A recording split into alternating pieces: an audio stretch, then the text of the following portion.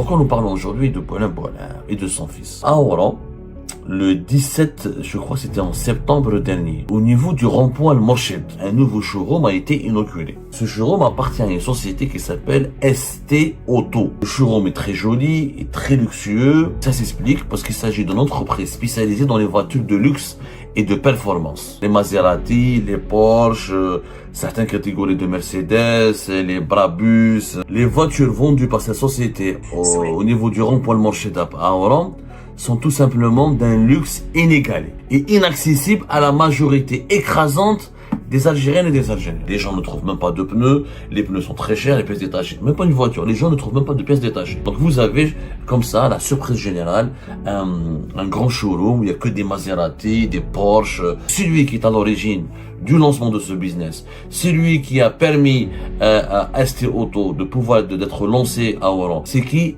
C'est le fils de Boualem Boualem, Nordine Boualem. La grande question, avec quel argent, comment est-ce possible que le fils de Boualem Boualem, dont le père n'est qu'un fonctionnaire de l'État algérien, comment il a pu s'associer avec ses businessmen ou avec ses autres actionnaires, avec les autres actionnaires de ST Oran pour lancer ce business? Pourquoi nous parlons aujourd'hui de Boualem Boualem et de son fils? Alors, à Oran, le 17, je crois que c'était en septembre dernier, en septembre 2025, au niveau du rond-point Al-Morched, qui est le rond-point Al-Morched, qui est l'un des carrefours les plus importants de la ville d'Oran, de la prestigieuse ville d'Oran que nous aimons tout, que nous aimons par-dessus tout, que nous chérissons la ville d'Oran, qui nous manque d'ailleurs tant. Au niveau de rond-point Al-Morched, qui est très connu, les habitants d'Oran connaissent très très bien ce rond-point. Il y a des restaurants, il y a quelques commerces importants, etc. Le 17 septembre 2025, un nouveau showroom a été inauguré, avait été lancé. Ce showroom appartient à une société qui s'appelle ST Auto Oran. ST Auto Oran. C'est un showroom multimarque. Le showroom est très joli et très luxueux, très, on va dire, très bling bling. Et ça s'explique parce qu'il s'agit d'une entreprise spécialisée dans les voitures de luxe et de performance. Dans les voitures de luxe et de performance. Vous pouvez aller voir sur leur page Facebook.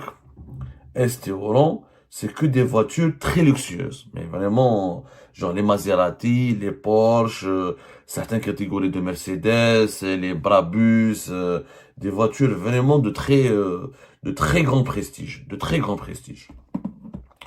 ST Auto. ST Auto. Des BMW, des Audi, des GMC, des 4x4 Toyota. Et c'est un business, c'est un nouveau business qui a été lancé à Oran depuis le 17 septembre 2025. Nous avons fait notre enquête. Et des clients, donc très riches, peuvent acheter des voitures qui valent, voilà, par exemple, avec leur page Facebook. Voilà. Je vais vous montrer, voilà leur page Facebook. Voilà, ST Oran. Bon, vous n'allez pas bien voir, je vais éteindre la lumière ici. Ah, attendez-moi, des problèmes techniques un petit peu. Voilà. Voilà leur showroom. Donc c'est des voitures de luxe, mais vraiment de luxe. On va voir une vidéo, regardez.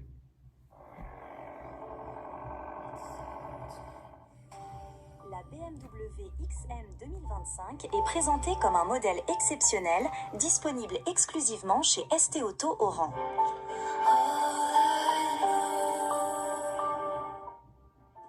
Le véhicule est équipé d'un full options complet, caméra 360 degrés, parking assist, système audio haut de gamme et un full options complet sans aucune exception de confort. Voilà. C'est pas pour leur faire de la publicité, mais franchement, les voitures vendues par cette société au niveau du rond-point Al-Morched à Oran sont tout simplement d'un luxe inégalé et inaccessible à la majorité écrasante des Algériennes et des Algériens. Mais vraiment inaccessible. C'est-à-dire, c'est des voitures qui peuvent coûter de 10 à 20 milliards, voire plus. Il y a même des Maserati, il y a même des Porsche, etc. Bon. D'ailleurs, sa société, elle le dit elle-même, elle est spécialisée dans les véhicules de luxe. Officiellement, sur les papiers, sa société donc qui commercialisent des BMW, des GMC, des Maserati, des Porsche à des prix battant qui dépassent tous les seuils de l'imaginaire, dans un pays, je rappelle, où la voiture en Algérie, elle fait l'objet de pénuries. Il faut savoir qu'en Algérie, aujourd'hui, pour acheter un pneu, je dis bien, pour acheter un pneu, c'est très compliqué. Mais vraiment, c'est très compliqué pour acheter un pneu. Donc, dans un pays où il y a une pénurie de pneus, une pénurie de pièces détachées, où la Maruti qui date de 10 ans, elle coûte plus cher aujourd'hui que par rapport à l'année de son rachat ou de son achat. Aujourd'hui en Algérie, c'est devenu un pays très particulier concernant le marché automobile. Le marché automobile algérien aujourd'hui, à cause de la politique anti-importation et à cause de l'interdiction d'importer des véhicules neufs qui est en cours en Algérie, qui a été pratiquée depuis 2020, et à cause de la fermeture arbitraire et brutale des usines de montage des véhicules neufs en Algérie depuis 2019-2020, l'Algérie c'est le marché automobile le plus déstructuré du monde. Je crois que, mis à part les pays en guerre, ou ravagés par les guerres, les invasions et les crises d'instabilité, des crises de sécurité interne, l'Algérie est l'un des pays où la voiture coûte le plus cher au monde.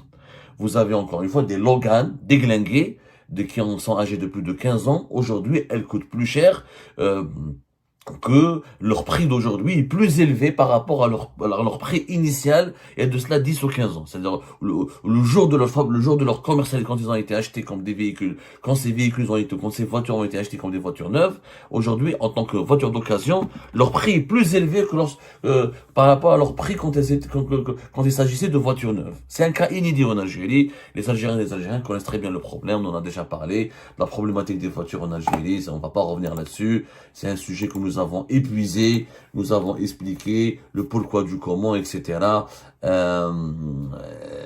C'est tout simplement inédit ce qui se passe en Algérie. Mais économiquement parlant, et financièrement parlant, la logique économique, elle n'est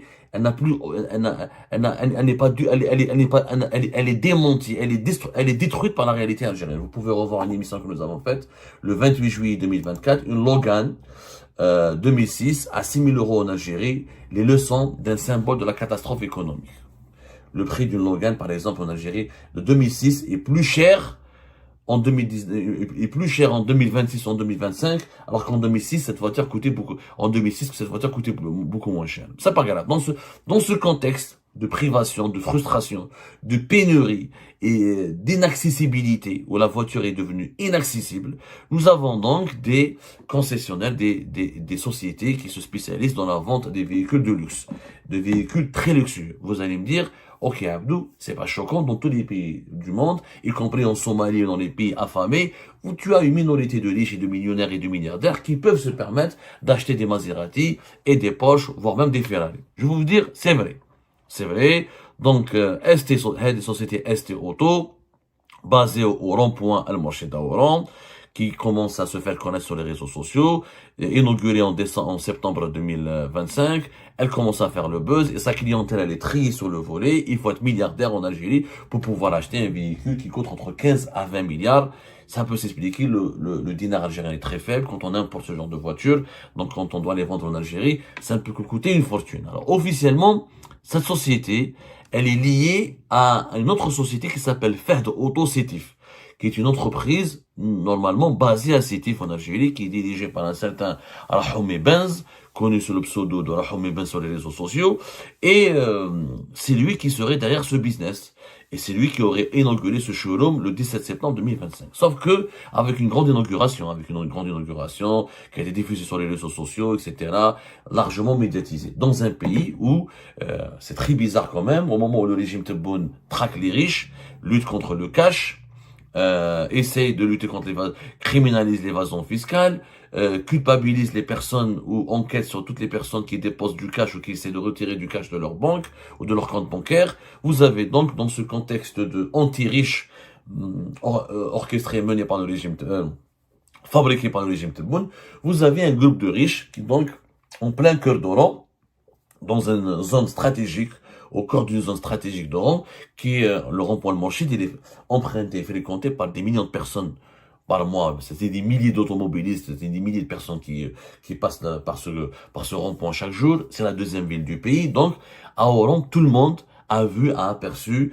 ce showroom qui, comme un extraterrestre, c'est comme une ovni, c'est comme un ovni, pardonnez-moi, dans le compte, dans la réalité économique et sociale totalement déplorable et dépressive de l'Algérie d'aujourd'hui. Aujourd'hui, vous avez beaucoup de pauvres, les gens ne trouvent même pas de pneus, les pneus sont très chers, les pièces détachées, même pas une voiture, les gens ne trouvent même pas de pièces détachées. Donc vous avez comme ça la surprise générale, un grand showroom où il y a que des Maserati, des Porsche, des voitures de luxe, des Mercedes, etc. C'est un îlot de fortune et de luxe et d'un luxe insolent et de prospérité dans un océan de pauvreté et de précarité. Comment est-ce possible? Est-ce que cette société qui est basée à Sétif est-elle la seule propriétaire ou la seule responsable de ce business? En réalité, non. Parce que nous avons découvert au cours de nos investigations que celui qui est à l'origine du lancement de ce business, celui qui a permis à ST Auto de pouvoir d'être lancé à Oran, et celui qui permet à ST Auto d'avoir toutes les facilités et de bénéficier de toutes les facilités pour pouvoir racheter, importer ces véhicules très luxueux et des véhicules vraiment de très haut standing en Algérie, c'est qui? C'est le fils de Boualem Boualem, Nordin Boualem. C'est en fait, en réalité, c'est Nordin Boualem, le fils de Boualem Boualem, qui s'est associé à des businessmen pour lancer ce business ou cette société spécialisée dans les grandes voitures de luxe ou dans les voitures excessivement luxueuses. Le fils de Boualem Boualem, Nordin Boualem, c'est lui qui est à l'origine de ce showroom, de cette idée, c'est lui qui est le parrain. Il n'apparaît pas dans les actes. Il n'apparaît pas dans les registres de commerce. Ça, c'est une tactique que nous connaissons très très bien en Algérie. On utilise des prête-noms. Donc, vous avez des businessmen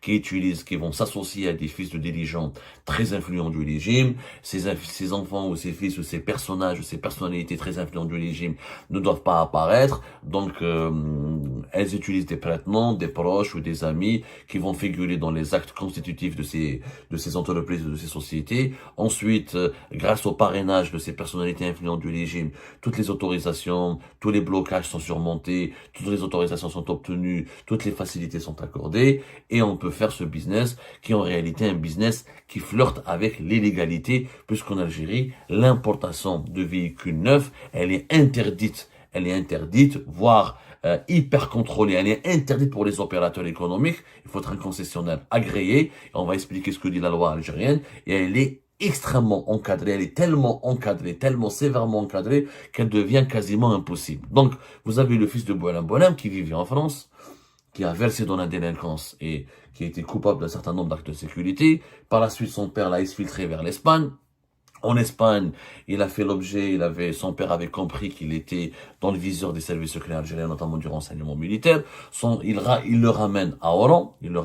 À Oran, M. Nordin Boualem s'est distingué quand même par des comportements d'une très grande immoralité et des comportements largement scandaleux.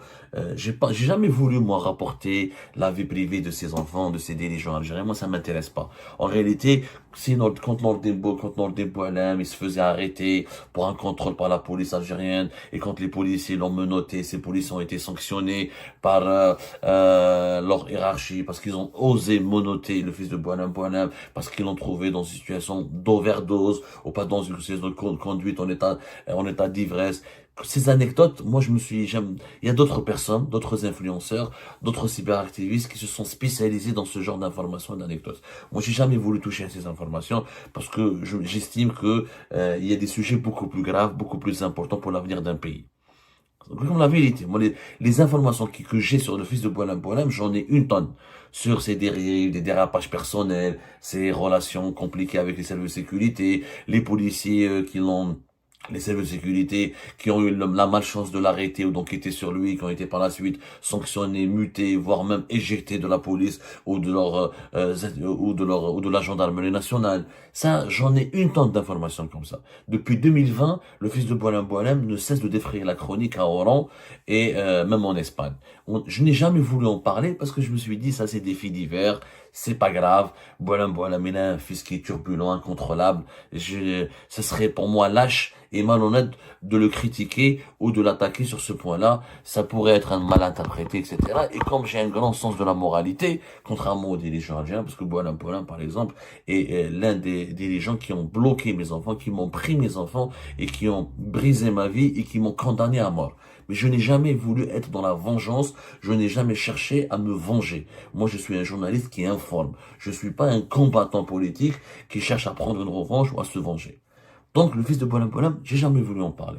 Mais là, franchement, c'est abusé, c'est Boualem Boualem. Franchement, là, il faut vraiment faire preuve de dignité. Au moment où les Algériens ne peuvent même pas s'offrir une Maruti, ne peuvent même pas s'offrir un pneu, ne peuvent même pas s'offrir une jante, ne peuvent même pas s'offrir quelques pièces détachées, votre fils, il lance un business de voitures, de Porsche, de voitures extrêmement rutilantes et que les Algériens et les Algériennes ne peuvent voir que dans les films de cinéma. Des Porsche, des Maserati, des Mercedes de dernier cri, des BMW hyper performantes, en plein cœur d'Oran, dans un contexte économique déplorable et dépressif, où la majorité de nos compatriotes vivent dans la pauvreté, dans la précarité, et nous avons Nordin Boualem qui lance un tel business. Là, par contre, je dis non. Là, par contre, je dis non. J'appelle à une enquête très sérieuse. Je suis pas contre, moi, les entrepreneurs. Vous me connaissez. Je suis pas contre la richesse. Vous me connaissez. J'ai défendu des personnes riches. Je défends les hommes d'affaires. Je pense que les Algériens et les Algériens, les riches Algériens ont le droit de vivre comme ils veulent, ont le droit de dépenser leur argent, ont le droit d'avoir un train de vie luxueux. Ils ont le droit d'acheter les voitures qu'ils veulent. Je suis très libéral et je suis même favorable à la bourgeoisie algérienne. Mais il faut que cette bourgeoisie, elle gagne sa vie honnêtement, de façon réglementaire, dans la transparence et en créant des richesses et des emplois pour l'économie nationale. Mais pas en détournant de l'argent, pas en faisant du trafic d'influence, pas en obtenant des privilèges illicites et pas en écrasant la concurrence pour profiter, pour s'enrichir soi-même, pour enrichir leur famille ou pour s'enrichir eux-mêmes en créant l'appauvrissement général. Je suis contre, moi, le détournement des richesses nationales par une minorité. Je suis contre le monopole du luxe et de la richesse par une minorité. Et c'est ce qui se passe en ce moment avec l'Algérie de Tebboune. Il est interdit pour toutes les Algériennes et Algériens d'ouvrir une entreprise et de faire de la concession automobile pour importer des véhicules neufs. Il est extrêmement encadré, extrêmement difficile d'importer un véhicule neuf quand on est un particulier. Mais pour le fils de Boualem Boualem et ses associés, ils ont ouvert un grand showroom en plein cœur du rond-point du principal rond-point d'Oran pour se faire plein d'argent, plein de fric en vendant des véhicules très luxueux. Ça, voilà, je ramène des Maserati, je ramène des Porsche, je ramène des BMW, des Mercedes. Vous pouvez crever dans votre faim. Allez, vous pouvez crever encore dans votre quête interminable de pneus et de pièces détachées. Nous, les riches, on vit comme des rois, comme des empereurs. Et vous, les autres Algériens et Algériens, peuvent crever ou peuvent attendre éternellement ou faire la queue pour commander un véhicule Fiat qui n'arrivera jamais parce qu'il y a une seule usine de montage de véhicules et qui pourra jamais répondre aux besoins, ou aller acheter des véhicules d'occasion. Et débrouillez-vous, démerdez-vous avec comment payer les taxes, comment les dédouaner, etc. C'est injuste. C'est très injuste. Il faut savoir que, il n'est pas interdit officiellement par la loi algérienne de faire de la concession automobile. Sauf que la concession automobile, elle est obéie à des cahiers de charges tellement restrictifs depuis 2022, tellement restrictifs et très sévères que personne ne peut faire de la concession automobile. Les concessionnaires automobiles multimarques, parce que la société dont nous avons parlé, le business caché, secret du fils de Boualem Boualem, ST Oran, c'est une société multimarque. C'est-à-dire, c'est un concessionnaire multimarque. C'est-à-dire, c'est un concessionnaire qui peut vendre plusieurs voitures. Alors, que dit la loi algérienne concernant la concession multimarque? Depuis, selon la réglementation en vigueur, notamment le décret exécutif numéro 22/383 du 17 novembre 2022 qui fixe les conditions et modalités d'exercice de l'activité de concessionnaire de véhicules neufs, chaque concessionnaire doit conclure un contrat de concession exclusive avec un seul conducteur, avec un seul constructeur concédant. Normalement, les concessionnaires algériens n'ont plus le droit de faire du multimarque. Tu dois avoir un contrat exclusif avec un seul constructeur mondial. Cela garantit, selon la loi algérienne, l'exclusivité et le contrôle du réseau. Et le concessionnaire ne peut importer que les véhicules de la marque pour laquelle il est agréé. Par contre, des showrooms multimarques peuvent exister en Algérie, mais uniquement de façon informelle ou pour revendre des véhicules d'occasion. Mais ils ne sont pas autorisés dans le cadre officiel des importations de véhicules neufs. Et la réglementation, elle l'interdit. Ça veut dire que quand tu es un concessionnaire automobile, tu peux normalement acheter, quand tu veux vendre des véhicules neufs, t'as pas le droit d'être un concessionnaire multimarque. Ou tu es avec Mercedes, ou tu es avec BMW, ou tu es avec Porsche, ou tu es avec Maserati, mais tu peux vendre, tu ne dois vendre que les voitures ou de cette marque-là. Par contre, tu peux être un multimarque si tu veux faire un concessionnaire multimarque, tu dois faire des ventes des voitures d'occasion. Pour les voitures d'occasion, tu peux vendre plusieurs marques. Sauf que quand on va aller voir sur la page Facebook de ST Roland, il y a beaucoup de véhicules qui ont 0 kilométrage. تروحوا تشوفوا يا جماعة تروحوا sur leur page Facebook هاي ليك ST Roland, la page Facebook de ST Roland. Quand vous allez voir que les Mercedes, les BMW, les derniers Volkswagen ou certains véhicules vraiment de luxe, etc. Et on a même vu des Lamborghini qui veulent commercialiser. Il y a beaucoup de voitures dont les kilométrages sont 0 km. Ça veut dire que c'est des véhicules neufs. Et normalement, ils n'ont pas le droit.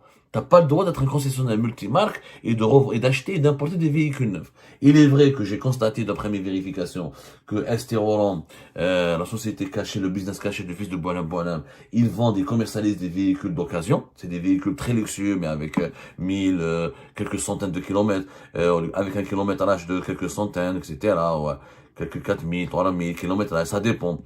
Mais ils ont beaucoup de véhicules aussi avec 0 kilomètre. Et là, normalement, c'est interdit. Après, il y a la grande question,